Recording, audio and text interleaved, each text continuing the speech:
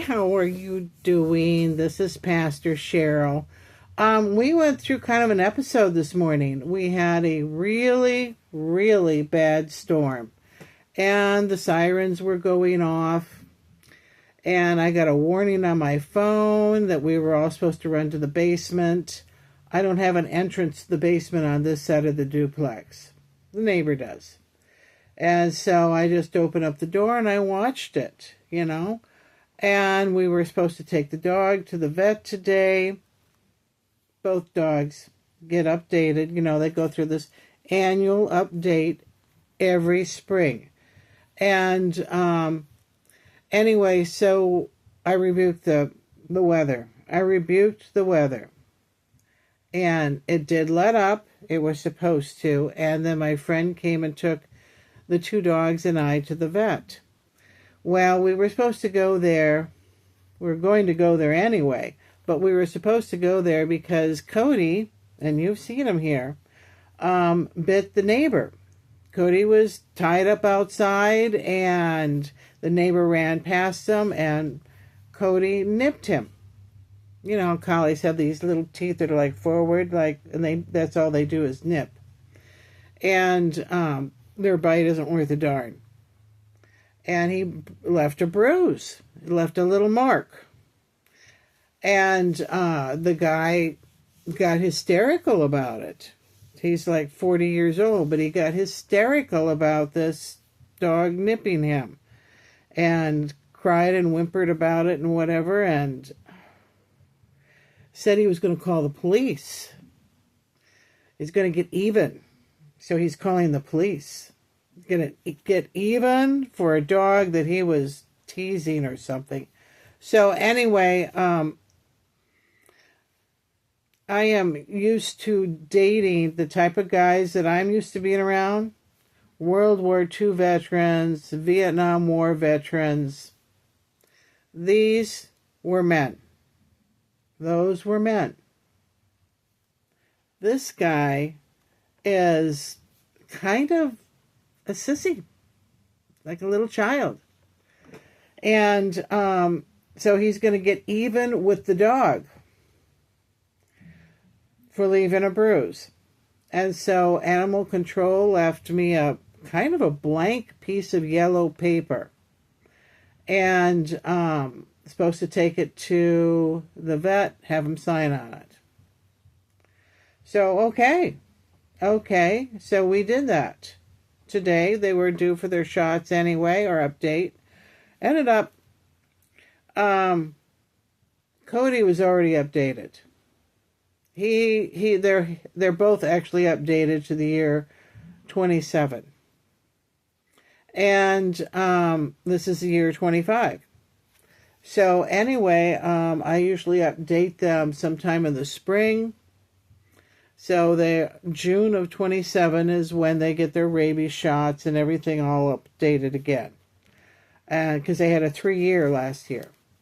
And anyway, I explained to the vet what had happened. And he kind of snickered and thought it was funny. And I had talked to the animal control person. And but this kind of ties in a little bit with what our reading is for today. This is Jesus before Pilate. John 18, verse 28. Cody was falsely charged for leaving puncture wounds. And he claimed that he had puncture wounds and a really bad bite and blood running down his leg. I couldn't see it. Sorry, couldn't see it. Falsely accusing him, but this here kind of ties in with false accusations against Jesus. Then they led Jesus from Caiaphas to the governor's headquarters. It was early morning. They did not enter the headquarters themselves, otherwise they would be defiled and unable to eat the Passover. So Pilate came out to them and said, "What was the charge do you bring against this man?" They answered him, "If this man weren't a criminal, we wouldn't have handed him over to you." Pilate told them, "You take him and judge him according to your law." "It is not legal for us to put anyone to death," the Jews declared. So they said this is what Jesus' words might be fulfilled, indicating what kind of death he was going to die. A Roman execution. That's a kind of death. Then Pilate went back to the headquarters, summoned Jesus, and said to him, "Are you the king of the Jews?" Jesus answered, "Are you asking this on your own, or have others told you about me?" "I'm not a Jew, am I?" Pilate replied. "Your own nation and the chief priests handed you over to me. What have you done?" "My kingdom is not of this world," said Jesus. "If my kingdom were of this world, my servants would fight so that I would be handed him over to the Jews. But my kingdom is not from here." "You are a king then?" Pilate asked. "You say I'm a king," Jesus replied. "I was born for this, and I have come into the world for this to testify to the truth. Everyone who is of the truth listens to my voice." "What is truth?" said Pilate. After he had said this, he went out to the Jews again and told them, "I find no grounds for charging him." In other words, he can find nothing wrong with the guy. He thought Jesus was a nice guy. "You have a custom that I release one prisoner to you at the Passover. So do you want me to release to you to the king of the Jews?" He didn't know what to think of this. They shouted back, "Not this man, but Barabbas." Barabbas was a revolutionary. In other parts, in other scriptures in here, Barabbas was a criminal, a killer. And he was a really bad person. And so Jesus was taken into custody and Barabbas was released. I remember something about seeing a movie about this when I was a kid, and Barabbas was really influenced and touched by Christ dying in his place. So back then, I was a history major in my undergrad, and I took a course on ancient history, which is ancient, and all the way up to Christ's birth and the death. That's considered ancient history. And people were savage back then. Do you remember the Spartans? They used to go in from one city to another, kill off entire cities.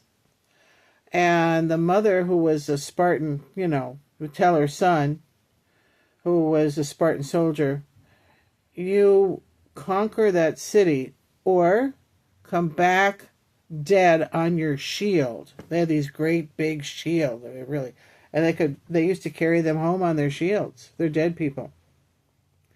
The Romans went conquering across the region and did pretty much the same thing. And people were uncivilized. That to me is not civilization. They call it a civilization, but it's not really they're not civilized. If they have wars like that and just conquer and kill and the Romans used to bring back prisoners of war, usually women, and they would tie them to stakes in their big arena and build bonfires around them just to watch them squirm and scream until they roasted to death. That's a civilization. Or feed them to the lions. To them, that was entertainment. We watch TV, everything's play pretend, none of it's real. And, but back then, it was terrible. Anyway, I have reached the 10-minute limit. And I've reached the 10-minute limit. And ring the little bell. Give me a thumbs up so that you can get this, the next time we go through the next little part of the scripture where Jesus is flogged. We're going through. This is kind of a Bible study. And I'm trying to keep this positive. The other clergy people that I see on YouTube that are making predictions of the future, a lot of them are negative, and it gets disturbing. It really does. But I will see you tomorrow. Bye-bye.